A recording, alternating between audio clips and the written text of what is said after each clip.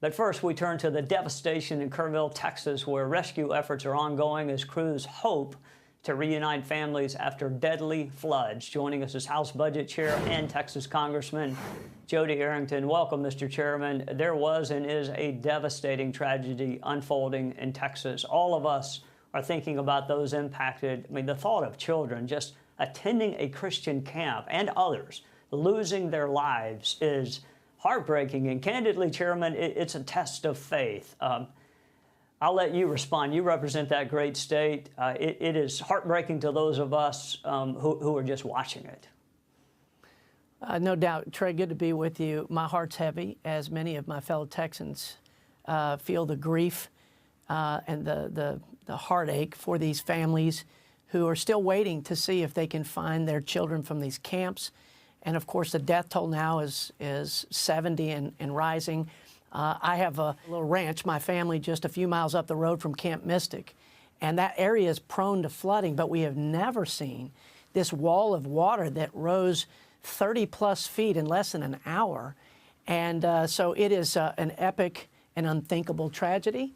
And I think there'll be a lot of postmortem analysis. But right now, especially on this Sunday, as many of my fellow Texans and fellow Americans have gone to church to worship and pray, we are lifting them up to the God of compassion and Father of all comfort in their day of trouble, and just praying that God's supernatural peace and comfort will be with them, because there are no words right now for what's happening in the hill country in the heart of Texas. And if I know Texans, they will not stop looking until they have reunited everyone they can possibly reunite with their loved ones. Texas is unique in that regard. Our hearts and prayers to you, Chairman. I love that state. I spent 4 years in it. I have a lot of friends in that area. Our hearts are broken. As for the bill, what should GOP members in swing districts, in your judgment, highlight about the bill the president just signed? Well, it is big and beautiful in this regard. It's the largest tax and spending cuts. It's the largest welfare reform. You talked about, restoring the dignity of work, not trapping people in a cycle of dependence and poverty.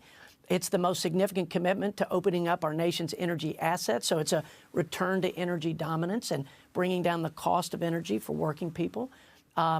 It's a long list of really good things. The beautiful part about it is the help that's on the way for our working families. And on the tax side, it's supercharging what we experienced after the 2017 tax cuts, right? We had the most investment, capital investment, R&D investment, repatriation of dollars that unprecedented growth. But we also had the lowest poverty rates in recorded history, the lowest unemployment among females, Hispanic, and Black Americans. And so supercharging that through giving business provisions permanence and certainty, but also giving working people additional enhanced tax breaks. That's the tax on tips, the no tax on tips, the no tax on overtime, the tax breaks for seniors who are on a fixed income, families who have children with the enhanced child tax credit. So I think most Americans, Trey, have a pretty clear contrast between Republican policies and their quality of lives versus what they experienced over the last 4 years of not just lawlessness and chaos, but the cost of living crisis, the likes of we haven't seen in 40 years. We had virtually no interest rate costs. We had inflation. People had more money in their pockets. We had thousands of dollars in increase in median income, the largest wage increase in 25 years. What I'm telling you is we're going to see this and more, and the proof's in the pudding.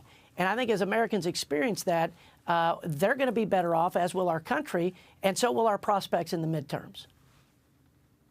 All right, Chairman, before I'll let you go, Elon Musk has started a third party. Only in America can a South African start a party called America.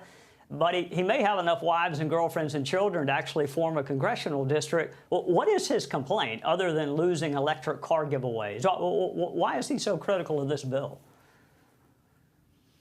Well, I think there may be some personal feelings wrapped up in his analysis, but I will give him credit that we have to change the trajectory we're on from the perspective of the unsustainable deficits and debt.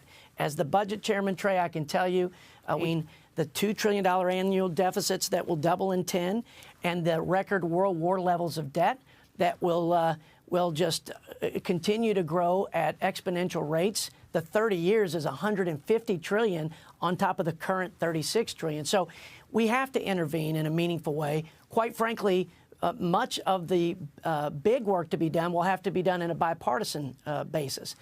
But we cut $1.5 trillion, which is twice the amount of reduction in spending in the history of the country. You couple that with growth.